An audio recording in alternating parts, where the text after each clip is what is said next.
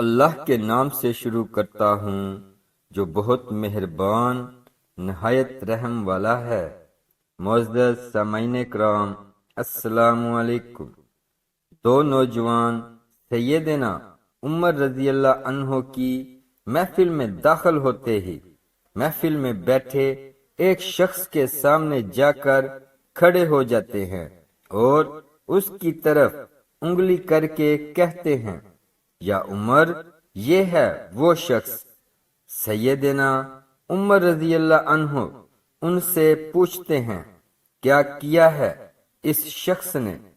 یا امیر المومنین، اس شخص نے ہمارے باپ کو قتل کیا ہے۔ کیا کہہ رہے ہو؟ اس نے تمہارے باپ کو قتل کیا ہے؟ سیدنا عمر رضی اللہ عنہ ان سے پوچھتے ہیں۔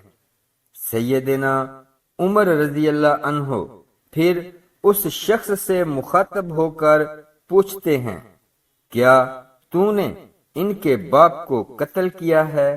وہ شخص کہتا ہے، ہاں امیر المومنین، مجھ سے قتل ہو گیا ہے ان کا باپ۔ کس طرح قتل کیا ہے؟ سیدنا عمر رضی اللہ عنہ پوچھتے ہیں، یا عمر، ان کا باپ اپنے اونٹ سمیت میرے کھیت میں داخل ہو گیا تھا۔ میں نے منع کیا، باز نہیں آیا، تو میں نے ایک پتھر دے مارا جو سیدھا اس کے سر میں لگا اور وہ موقع پر مر گیا۔ سیدنا عمر رضی اللہ عنہ کہتے ہیں، پھر تو قصاص دینا پڑے گا، موت ہے اس کی سزا۔ نہ فیصلہ لکھنے کی ضرورت، اور فیصلہ بھی ایسا اٹل کہ جس پر کسی بحث و مباحثے کی بھی گنجائش نہیں۔ نہ ہی اس شخص سے اس کے کنبے کے بارے میں کوئی سوال کیا گیا ہے، نہ ہی یہ پوچھا گیا ہے کہ تعلق کس قدر شریف خاندان سے ہے، نہ ہی یہ پوچھنے کی ضرورت محسوس کی گئی ہے کہ تعلق کسی معزز قبیلے سے تو نہیں، معاشرے میں کیا رتبہ یا مقام ہے۔ ان سب باتوں سے بھلا سیدنا عمر رضی اللہ عنہ کو مطلب ہی کیا ہے؟ کیونکہ معاملہ اللہ کے دین کا ہو تو عمر رضی اللہ عنہ پر کوئی بھی اثر انداز نہیں ہو سکتا، اور نہ ہی کوئی اللہ کی شریعت کی تنفیذ کے معاملے پر عمر رضی اللہ عنہ کو روک سکتا ہے۔ حتیٰ کہ سامنے عمر رضی اللہ عنہ کا اپنا بیٹا ہی کیوں نہ قاتل کی حیثیت سے آ کھڑا ہو، قصاص تو اس سے بھی لیا جائے گا۔ وہ شخص کہتا ہے، اے امیر المومنین، اس کے نام پر جس کے حکم سے یہ زمین و آسمان قائم کھڑے ہیں، مجھے صحرا میں واپس اپنی بیوی بچوں کے پاس جانے دیجیے، تاکہ میں ان کو بتا آؤں کہ میں قتل کر دیا جاؤں گا۔ ان کا اللہ اور میرے سوا کوئی آسرا نہیں ہے، میں اس کے بعد واپس آ جاؤں گا۔ سیدنا عمر رضی اللہ عنہ کہتے ہیں، کون تیری ضمانت دے گا کہ تو صحرا میں جا کر واپس بھی آ جائے گا؟ مجمع پر ایک خاموشی چھا جاتی ہے۔ کوئی بھی تو ایسا نہیں ہے جو اس کا نام تک بھی جانتا ہو۔ اس کے قبیلے، خیمے یا گھر وغیرہ کے بارے میں جاننے کا معاملہ تو بات کی بات ہے، کون ضمانت دے اس کی؟ کیا یہ 10 درہم کے ادھار یا زمین کے ٹکڑے یا کسی اونٹ کے سودے کی ضمانت کا معاملہ ہے؟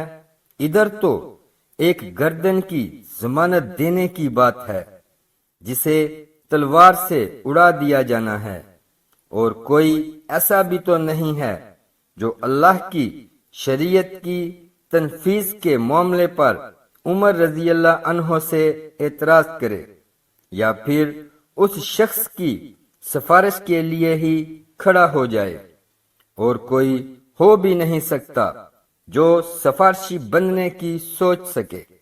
محفل میں موجود صحابہ پر ایک خاموشی سی چھا گئی ہے۔ اس صورتحال سے خود عمر رضی اللہ عنہ بھی متاثر ہیں، کیونکہ اس شخص کی حالت نے سب کو ہی حیرت میں ڈال کر رکھ دیا ہے۔ کیا اس شخص کو واقعی قصاص کے طور پر قتل کر دیا جائے اور اس کے بچے بھوکوں مرنے کے لیے چھوڑ دیے جائیں، یا پھر اس کو بغیر ضمانتی کے واپس جانے دیا جائے؟ واپس نہ آیا تو مقتول کا خون رائیگاں جائے گا۔ خود سیدنا عمر رضی اللہ عنہ سر جھکائے افسردہ بیٹھے ہیں۔ اس صورتحال پر سر اٹھا کر التجا بھری نظروں سے نوجوانوں کی طرف دیکھتے ہیں۔ معاف کر دو اس شخص کو۔ نہیں امیر المومنین، جو ہمارے باپ کو قتل کرے اس کو چھوڑ دیں، یہ تو ہو ہی نہیں سکتا۔ نوجوان اپنا آخری فیصلہ بغیر کسی جھجک کے سنا دیتے ہیں۔ عمر رضی اللہ عنہ ایک بار پھر مجمع کی طرف دیکھ کر بلند آواز سے پوچھتے ہیں، اے لوگو، ہے کوئی تم میں سے جو اس شخص کی ضمانت دے؟ ابو ذر غفاری رضی اللہ عنہ اپنے زہد و صدق سے بھرپور بڑھاپے کے ساتھ کھڑے ہو کر کہتے ہیں، میں ضمانت دیتا ہوں اس شخص کی۔ سیدنا عمر رضی اللہ عنہ کہتے ہیں، ابو ذر، اس نے قتل کیا ہے، چاہے قتل ہی کیوں نہ کیا ہو۔ ابو ذر رضی اللہ عنہ اپنا اٹل فیصلہ سناتے ہیں۔ عمر رضی اللہ عنہ، جانتے ہو اسے؟ ابو ذر رضی اللہ عنہ، نہیں جانتا اسے۔ عمر رضی اللہ عنہ، تو پھر کس طرح ضمانت دے رہے ہو؟ ابو ذر رضی اللہ عنہ، میں نے اس کے چہرے پر مومنوں کی صفات دیکھی ہیں اور مجھے ایسا لگتا ہے کہ یہ شخص جھوٹ نہیں بول رہا، انشاءاللہ یہ لوٹ کر واپس آ جائے گا۔ عمر رضی اللہ عنہ، ابو ذر دیکھ لو، اگر یہ 3 دن میں لوٹ کر نہ آیا تو مجھے تمہاری جدائی کا صدمہ دیکھنا پڑے گا۔ امیر المومنین، پھر اللہ مالک ہے۔ ابو ذر اپنے فیصلے پر ڈٹے ہوئے جواب دیتے ہیں۔ سیدنا عمر رضی اللہ عنہ سے 3 دن کی مہلت پا کر وہ شخص رخصت ہو جاتا ہے۔ کچھ ضروری تیاریوں کے لیے بیوی بچوں کو الوداع کہنے، اپنے بعد ان کے لیے کوئی راہ دیکھنے اور اس کے قصاص کی ادائیگی کے لیے قتل کیے جانے کی غرض سے لوٹ کر واپس آنے کے لیے، اور پھر 3 راتوں کے بعد عمر رضی اللہ عنہ بھلا کیسے اس امر کو بھلا پاتے؟ انہوں نے تو ایک ایک لمحہ گن کر کاٹا تھا۔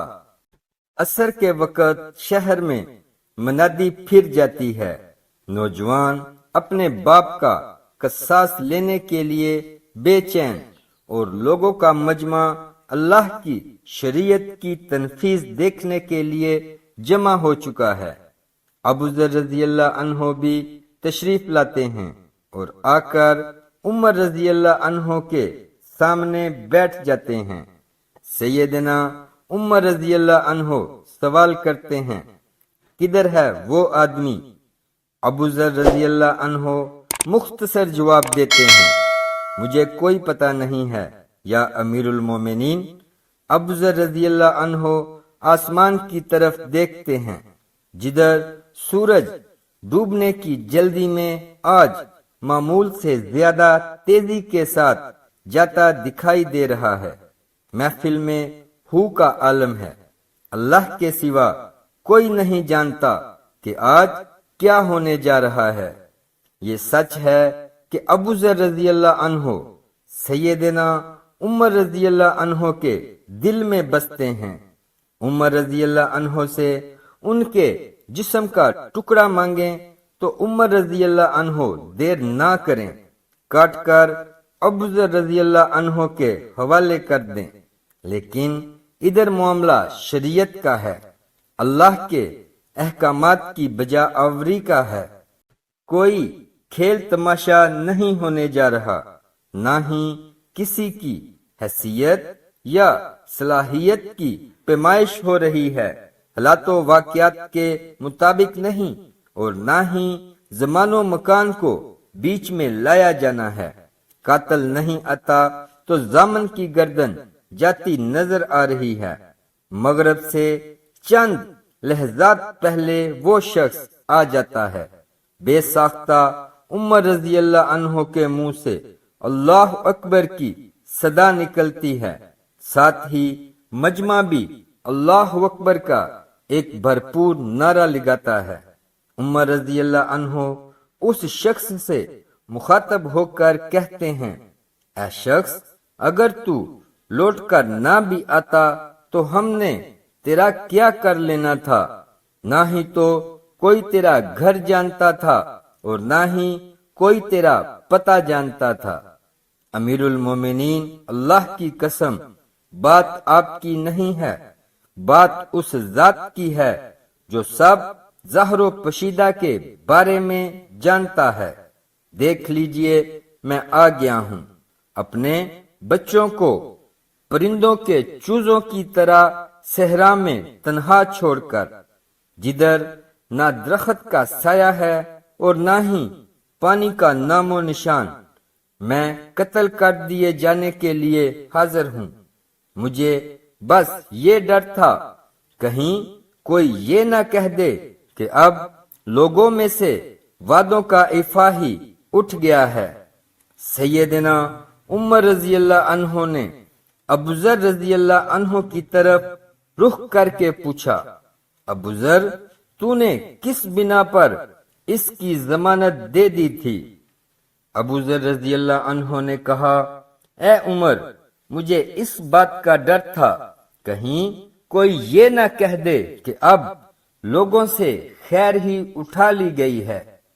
سیدنا عمر رضی اللہ عنہ نے ایک لمحے کے لیے توقف کیا اور پھر ان دونوں نوجوانوں سے پوچھا، کیا کہتے ہو اب؟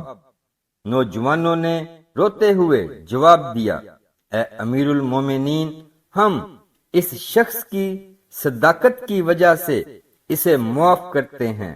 ہمیں اس بات کا ڈر ہے کہ کہیں کوئی یہ نہ کہہ دے کہ اب لوگوں میں سے عفو اور درگزر ہی اٹھا لیا گیا ہے۔ سیدنا عمر رضی اللہ عنہ اللہ اکبر پکار اٹھے اور آنسو ان کی داڑھی کو تر کرتے نیچے گر رہے تھے۔ اے نوجوانوں، تمہاری عفو و درگزر پر اللہ تمہیں جزائے خیر دے۔ اے ابوذر رضی اللہ عنہ، اللہ تجھے اس شخص کی مصیبت میں مدد پر جزائے خیر دے، اور اے شخص، اللہ تجھے اس وفائے عہد و صداقت پر جزائے خیر دے، اور اے امیر المومنین، اللہ تجھے تیرے عدل و رحم دلی پر جزائے خیر دے۔